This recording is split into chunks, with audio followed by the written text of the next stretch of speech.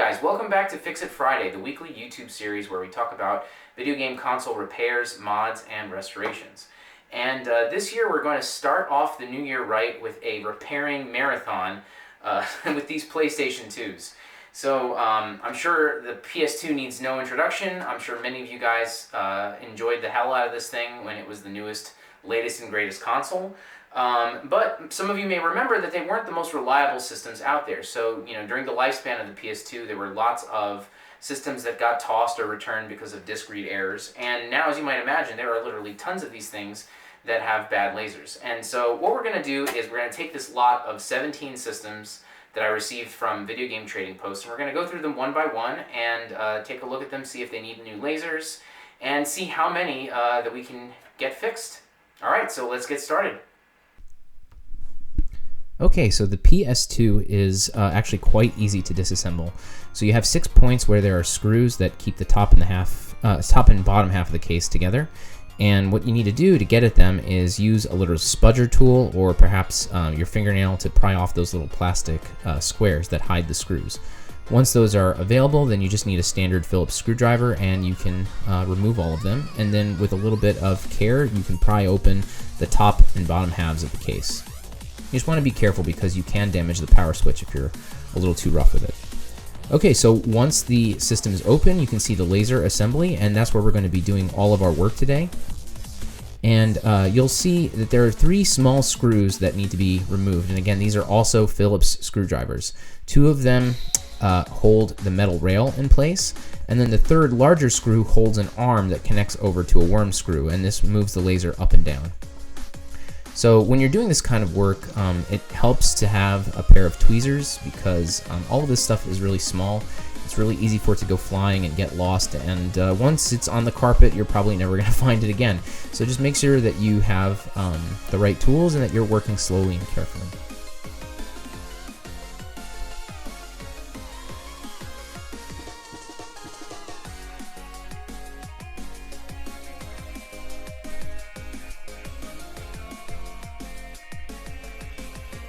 Okay, so once the laser is out, what you want to do is flip up this little retainer clip, and this holds the ribbon cable in place. You want to be careful with this. You don't want to pull too hard on the ribbon because you can easily damage it.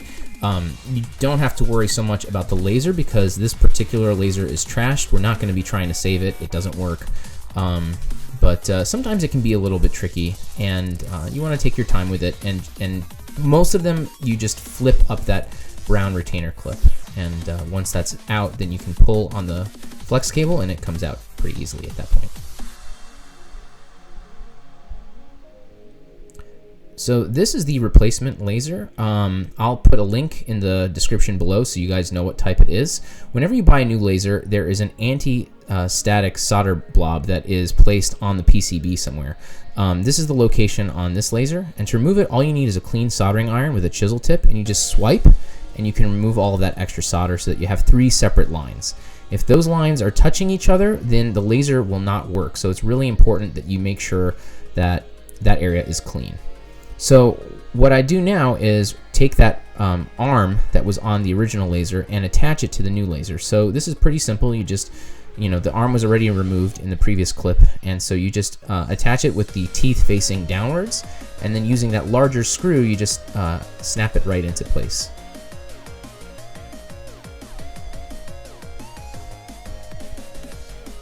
Okay, so now that that is ready to go, we're going to take this laser and attach it to the Slim. So you're basically doing everything here in reverse. You can either use your hands or you can use a tweezer to just get that flex cable in, and the contacts face towards the laser. And once it's pushed all the way in, then you take that retaining clip and you push it downwards, and now that laser is properly connected. There's a little like ridge on the right hand side of the rails that the laser has to slide into, so you got to make sure that that's positioned correctly, otherwise the laser is not going to move correctly. And then once that's done, then you take the metal rail and you insert it into the new laser and put it into its original spot. It doesn't have to be perfect right now because you still need to take those retaining clips and reattach them, otherwise the laser is going to be misaligned and it's not going to read anything correctly. I usually find it easier to do this with a pair of tweezers. So there are these two little indentations on the metal that show you exactly where these retainer clips go. So you just line that all up, and then you take your small screwdriver and you screw these into place.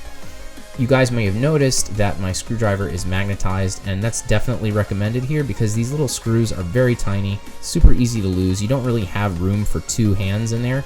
So it's much better to have a magnetized screw tip so that you can just attach the screw straight to the screwdriver and then just line everything into place.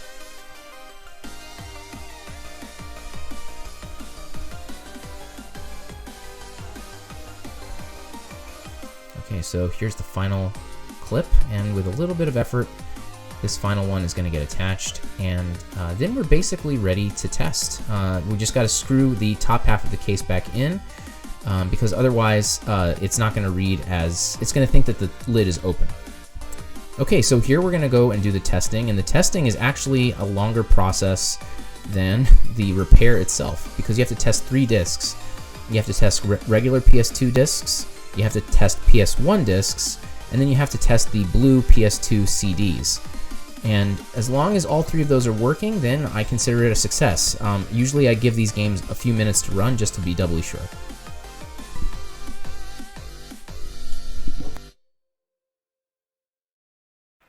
Okay guys, so here is the final outcome of the repair marathon. So as you can see, it was pretty successful. 15 out of the 17 systems got fixed. And in almost every case, it was just a matter of getting the defective laser out and putting in a brand new one.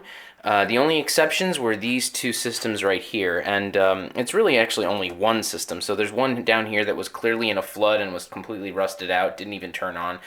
So really there's nothing I can do about that. And then this one here is just, it has an incompatible laser and assembly, so the lasers that I purchased don't work with it. That being said, if I can find a donor system, I might be able to remove the laser and the assembly entirely and try one of these lasers, and maybe that might work.